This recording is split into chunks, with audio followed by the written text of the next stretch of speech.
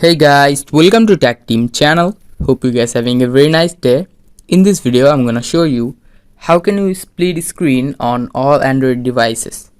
So to split screen between your apps, you just need to go where you can see all of your opened apps. So here you can see Facebook and MX Player are opened. Now if I want to split screen between Facebook and MX Player, I just need to tap on Facebook like this. And here you can see the middle option here. It is called split screen. Just click on it. Now just click on MX Player again. Now here you can see I can just share the screen between two apps, MX Player and Facebook.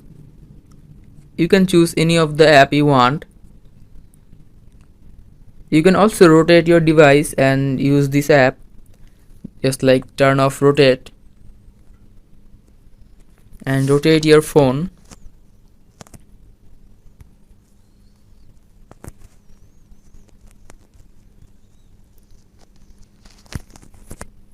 So guys, that's how you can split screen on Android devices. Hope you found this video helpful. If you found this video helpful, then give a thumbs up and don't forget to subscribe Tech Team channel. Thank you very much for watching the video.